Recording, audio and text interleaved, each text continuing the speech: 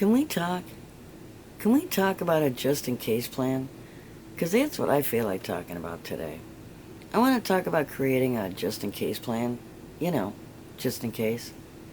And mainly I want to develop a just-in-case plan for taking the first steps out of addiction. But it doesn't have to apply to that. It could apply to just about anything. But for this little video, we're going to pick up where we were in the last one, talking about addiction, which is something we all can relate to.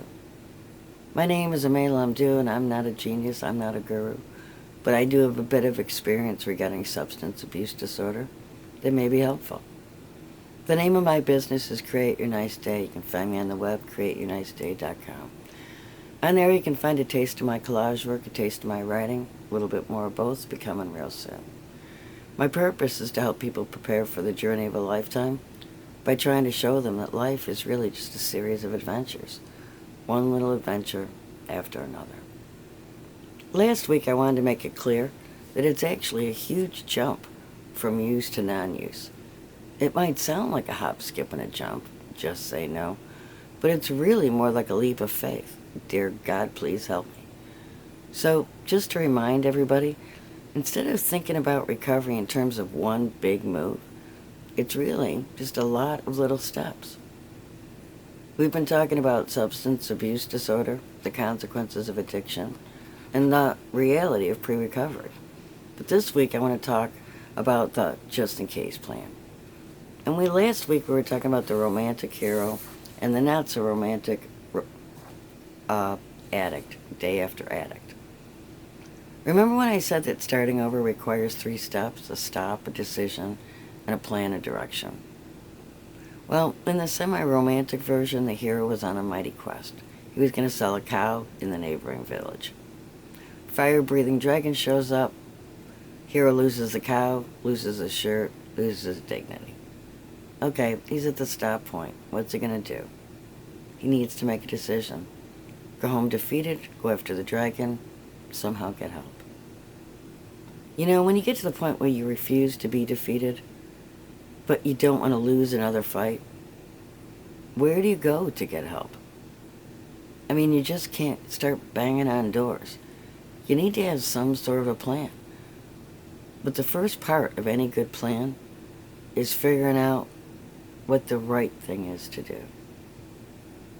Once you know what the right thing is to do, then you can start thinking about what your options are. What can you do? What can you do? And if you're not sure, then you need to call for help. Who can at least point you in the right direction? You know, the next time you're fighting dragons, or you wake up the morning after, you should always want the best advice for doing the right thing. That means you gotta know what the right thing is. And that's usually easy for most of us. You know, if we're truly honest with ourselves. So it's not really a question of not knowing what the right thing is. It's not knowing how to do the right thing. So if we don't know how to do the right thing, who would know? And that's the first part of making a plan. A pre-plan. And that's when you start gathering names and phone numbers and ideas. Who can you get the best advice for doing the right thing? That's number one. But you know what? You also got to know what it is that you want to know. And that's about taking the next step. Doing the right thing. Who can help you figure out the next step? But you got to decide which direction you want to go. And a lot of times, we may not even be sure about that. So, find out. Start collecting numbers. Start thinking of answers to these questions. Do you know somebody who might have an answer to which direction to go? I mean, do you know of anybody who's been in the same situation that you are right now? Do you know anybody who's done it? Who's gotten out, who's defeated the dragon, who's changed their lives? Do you know somebody maybe out of your immediate circle that might have done it, how would you reach them? Do you know where they hang out? If not, who could you ask? But maybe you don't even want to.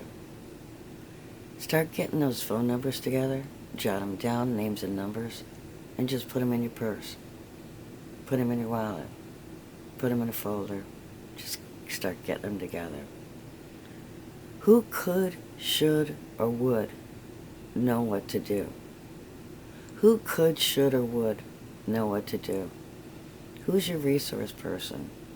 Who's your fallback person? Who's your go-to person? Put that on your list. You know, is there someone you trust enough that if you ask them the answer to a question and they don't have the answer, they'll be patient enough and good enough to help you find somebody who does? Do you have a friend? Write down their name and number. But what if the answer is no, I really don't have anybody like that in my life? I don't have anybody that if I call and they don't have the answer, they'll help me find somebody who does. Okay, well then I got 3 suggestions for you. A minister, a doctor, and a lawyer. Okay, a minister doesn't know everything, but they're really good at knowing who does. And they're really great at hooking people up. Number 2 is a doctor. A doctor's office is a great resource for more than just medical help. They can assist with suggestions about addiction, or mental health, or nutrition, or community centers. A lawyer, most cities have a legal type assistance, and you can speak with someone that might be able to just give you direction to what your next step should be. And I've found that most of life's problems fall under one of those 3 headings: a minister, a doctor, and a lawyer. How do you find those numbers? How do you get those names? You go to the internet and you look up somebody in your area, somebody in your town. And if you don't know about their reputation, you can often do a little research on the internet and find that stuff out. Then you jot down that number on a list and you just start putting that plan together. Put it in your purse, put it in the wallet, just in case. Because pre-recovery is one huge leap, a leap of faith. Well, the first step of that is having enough faith. You gotta have faith in other people. You gotta have enough faith in other people that they can help you to start moving you towards the edge so you can jump. All right, everybody, thanks for watching. And God bless you. If you don't believe in God, that's okay. Just ask Him to keep blessing you until you do. Thank you.